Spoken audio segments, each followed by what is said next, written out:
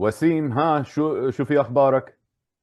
الحمد لله. تحكي عربي؟ انا ما احكي كلش زين. و- لغتي كلش مكسر. حبيبي انت راعي كله مكسر. ما تنسى انا اشوري، انا اصلكم سو هيك ليش. Yeah, yeah. It's very difficult for me to understand the different dialects, but Suri, I can kind of get it. No, it's all right. So my mom's from Lebanon, my father's Assyrian, so we always joke with Arab Iraqis, yani, we're your origin. So don't Yeah, ever forget, don't forget that yeah, aspect. right. Yeah. No, I had a lot of Chaldean friends growing up. Yeah. So, you know, so Wasim, congratulations on The Promised Land coming to YouTube, episode one. The pilot is out now. On October 1st, the episode two is coming. What's it like playing Moses?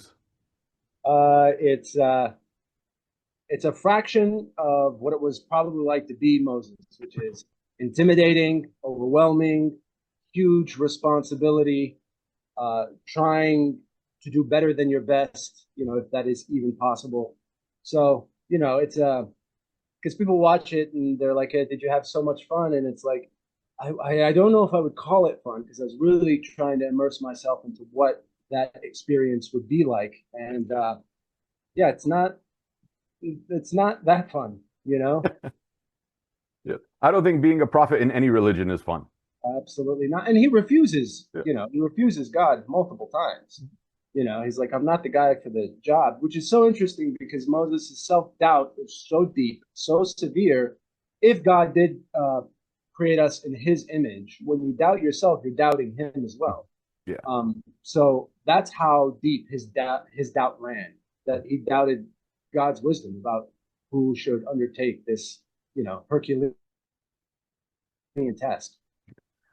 What I love about the series so far, I've seen the pilot. I'm not giving away too much because the pilot's already out. We want everybody to see it at this point. But the relationship between Moses and Miriam, and then Jethro, and then Aaron, you know, it's this very familial and familiar cultural aspect of trying to get along with siblings and relatives while there's Uh, still that rivalry going on of just like Miriam says at one point, "Oh, sure, I'm the one with the talent, but he's the one that leads the nation because my mother put him in a basket." right. Yeah. Yeah. Exactly. Yeah. So it's Moses. this interesting jealousy. Yeah. No, it is interesting, and I'm sure that you've experienced in your life that however whole or integral we think our personalities are, we are different people with different people, and different facets and shades of our personality come out depending on who we're with. Being in something like this, especially a biblical comedy, there has to be this fine line of, where can we be humorous and where is the line of being disrespectful? And you've managed to ride this line of not insulting anyone's faith, but also still finding the humor in the realism of, what could be and the stresses of dealing with people. Like, God help me with my foot, or, Yeah. I Yeah. have a headache, what's going on, that sort of thing. Yeah. Well, that's, I think, a testament to Mitch Hudson, who wrote, created, and directed this, is that it was always. I remember, like, during my audition, I was trying to be funny first, and then the Moses came second, and he told me to reverse that. And it was very crucial, imperative, and important to him that he was like, "This is the Moses story, and then we're going to find the funny. But the Moses story is the centrality of this piece." And I give most of the credit to him, and having him being able to guide me, and set the boundaries of what he wanted, what his vision was. And I think he did an excellent job of that, because finding the funny in the in betweens while still being dead serious about what these people are going through and what they had to do. Right. I often joke with all my Iraqi friends, whether they're Syrian or Arab or anybody from the homeland, essentially, because a lot of them ended up in Arizona. So I often joke, I said, "What? You couldn't escape the desert, and here you are, a Baghdadi from Iraq that can't escape the desert. Now you're playing Moses, spending 40 years in the desert." Take us through Yeah. the shooting process of this. Of the entire season, yeah, we shot in St. George. Well, we filmed the pilot in October of 2022. It wasn't released till 24, and then we shot Wait, yeah, we shot in 24. Yeah, yeah, it's 2025. Yeah, and then we shot in October of 24 in St. George, which I don't know if you've ever been, but just beautiful landscape. I mean, everywhere you look, it just feels like God's paintings, just gorgeous. But the weather was pretty schizophrenic, go from storming to heat to, winds blowing. And yeah, living in the desert, even in modern times, is very, difficult endeavor. And the fact that they did it then, oof, oof. Especially no air conditioning, no water, no nothing. Yeah, absolutely. Your sweat was like the old school air conditioning because once you sweat, you get a little wind blowing under your tunic and you're like, woof, you know. See, we need to bring the tunic back. That should just become the modern fashion statement. We do a tank top tunic, you know. So I believe those are called dresses, actually. yes, well, we'll bring back the toga. We'll keep it something simple. But when you've also worked on The Chosen. You're going to be Yanni, or you are Yanni rather, and here we are with the Promised Land about Moses.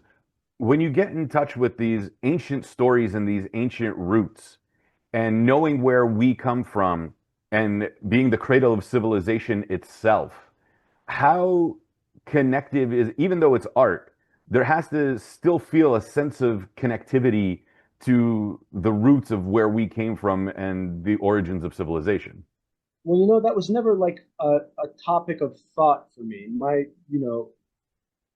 Without because those stories are so ancient, and we have a very particular reverence for them, you kind of lose the reality of perhaps what it was like because they are the same human beings that we are today. It's the same hardware. The software may be different in terms of belief systems and all of that stuff.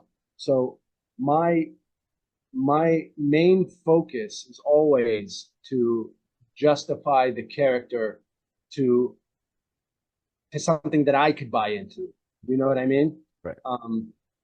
So yeah, I mean, obviously there is, a connectivity to that place and that region, and if it informed me, it has perhaps subconsciously.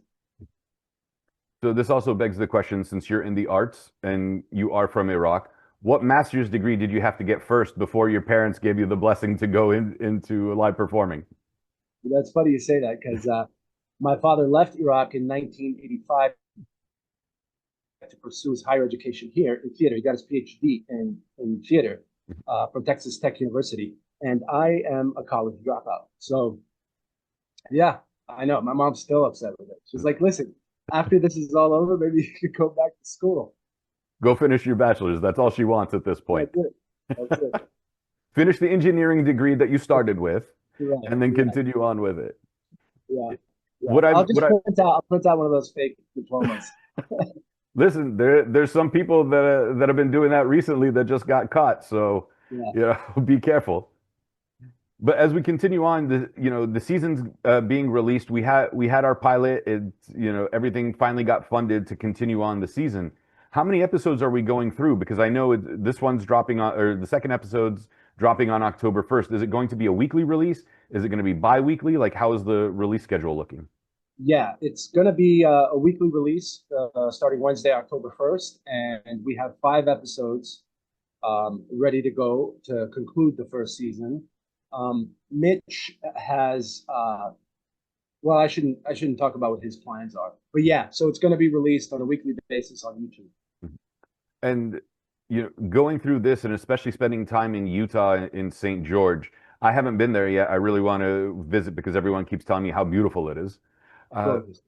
when you get to go and shoot over there, and I don't, how long was the shooting schedule for 5 episodes in this regard? I think it was like a little over 6 weeks. Okay. So you spent 6 weeks in the Utah desert. Luckily, it wasn't too hot or too cold at the time. October seems to be the sweet spot for all of this. Yeah. And then you get to pull back and now become an audience member. What's it like? Because being in it in the moment and then having memories of it are two totally different worlds. Like, what was something that you experienced in the desert that just sticks out and has kind of become a core memory for you? um, just the overall expansiveness of it, and because we would go and just drive out like 10 to 15 minutes away from town, sometimes 30 minutes, but it just goes on forever and it shrinks you. It really does, which is, I mean, a humbling and welcome experience, especially for this character. And, and you watch it and what the team has done with, the cinematography and the quality of it, the way it just pops, and they really captured and took advantage of, all the scenic beauties that were there and placing the story in the midst of that. I think it's just a beautiful feast for your eyes. Yeah, it doesn't look like something that would have just been released on YouTube. It looks like something that would have ended up on Amazon. Like the quality is so beautiful that from what I've seen so far. Thank you very much. Yeah.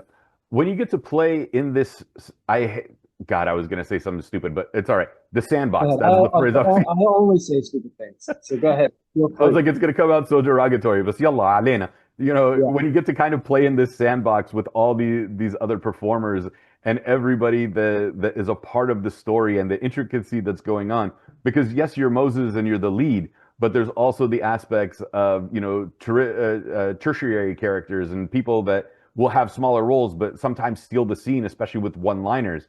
And you get to bring all that together in this ensemble.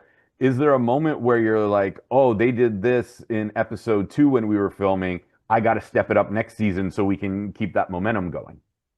Right. No, I mean, I never understood anybody trying to be the main focus puller of every scene. If anybody can steal scene, steal away. Be a thief, because I do believe that it's making the scene better. So and I mean, because you're kind of like directing towards a competitiveness, which I mean, there is some of that involved, but no, I want everybody. I mean, I want everybody to be better, not than other people, but better than they think they can be, because the show will rise, and that's what it is. I mean, we've seen countless examples of actors being better than the project that they're in, but who cares, you know? Well, I bring the scene stealing up because Tucker Smallwood, who plays your father Jethro, it Yeah, just some of his facial expressions and one-liners, like where Moses is getting frustrated with him, and he's like, "I got to tell him, I got to tell him," and then yeah, even in the frustration that he can't get the words out because he keeps getting cut off, is now given yeah. sound advice and like has to humble himself to his father-in-law. Is just such a beautiful scene-stealing moment. Yeah, it really is. It's like a plane about ready to launch, and then the brakes are hit. You're like, you know, Yeah. It who's seems. a brilliant actor, by the way, and he's been in business forever, and was such a warm and endearing person. What? Is sorry, Yeah, don't put him in past tense yet. We want Tucker around for a while. yeah. Yeah. Uh, watching everybody's performance, watching the scenery, there isn't a missed moment. There isn't a wasted spot. Like sometimes we'll see a 3 hour film and they're like, God, this could have been cut down by 45 minutes, or Right. even an hour. When we sit there and watch The Promised Land, there doesn't seem to be a wasted moment. Is this shot kind of in the sense like theater, like boom, boom, boom, because we only have 6 weeks? Let we got the takes, let's go, or is there moments to reflect and pull back and readjust? Well, I think that you're complimenting Mitch in terms of just juicing the fruit till it's as dry as possible. And I think it's also the talent of all of the actors who are leaving no stone unturned. And it is, it's still filmmaking, that stop and go constantly. But I think it's a testament to Mitch's writing, and also the talent of the actors who are just never satisfied and constantly trying to glean more from the circumstances that we're in. What's been interesting, especially in recent years, the way streaming has taken off, you'll ask somebody, hey, do you want to watch this 3.5 hour film? And like, oh my God, 3.5 hours for a movie? No. And then you get 5 episodes that are 45 minutes long. You're like, sure, I'll sit through all 5 episodes. So it's become this strange dichotomy between the two. Yeah, it's such a weird thing because I have that as well. I like, oh, this movie's 2 hours and 17 minutes. I don't know if I want to invest that. But then I end up watching Presumed Innocent in like in a day. You're like, what is this? Um, which I mean, I enjoy the fact that we're releasing week to week because it leaves them wanting more, hopefully. Um, but the binge watching experience, that bonding that you have with the story and the characters, I think is it's kind of like the the visual representation of reading a novel, because you get to spend so much time with these people, in a condensed amount of time. Yeah, I agree with you. The beautiful thing about the way things are going is we have our secular storytelling and then we have our faith-based storytelling. This isn't necessarily faith-based, but it's faith-based inspired. And it seems that, even in its humor, there's still a wholesomeness to the promised land. And I'm enjoying that aspect because it's not something that you have to warn everybody about. It still has very PG-13 sensibilities. And I think that's interesting because you don't have to worry about something being offensive in that regard. And seeing how respectful that the material is and the performers are to the situation finds this beautiful balance. Right. That was first and foremost on Mitch's mind. That, like I said, this is the Moses story, and we're treating it with reverence, um, and we're not making fun of them. We're not going for the funny at their expense, but we're finding the funny in the in betweens. Wasim, for the people that are very stuffy, sometimes I can be stuffy, Yeah. especially when it comes to religion, whether Christianity, Islam, or Judaism. Sometimes we get a mutasabbin, we get a little tight on it because are they making fun of our religion? Are they being faithful? Like, so we worry before we even hit play. What would you Right. like to tell the people before they even click play on YouTube, to help them ease into watching The Promised Land? Well, I mean, the question that Mitch asked me is like, do you think God has a sense of humor? And my immediate is, of course. There's no way he doesn't. Now, obviously, we can conflate laughing at certain things as being disrespectful, but this show is never laughing at them.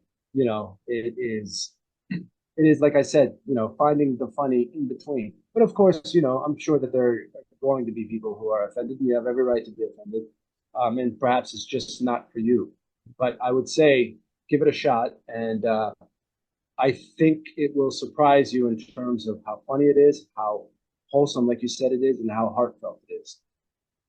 Wasim, I really want to thank you for your time today. Congratulations on The Promised Land. The pilot is out now. Episode 2 comes out on October 1st. Where can we find you on social media to keep the conversation going? I unfortunately am not on social media, so you can't find me. But for stuff about the show, go to the promisedlandseries.tv, or they have an Instagram account for Promised Land Series. You're smarter than the rest of us. Thank you so much for your time today. I really appreciate it. Okay, brother. Thank you very much. Have a great day.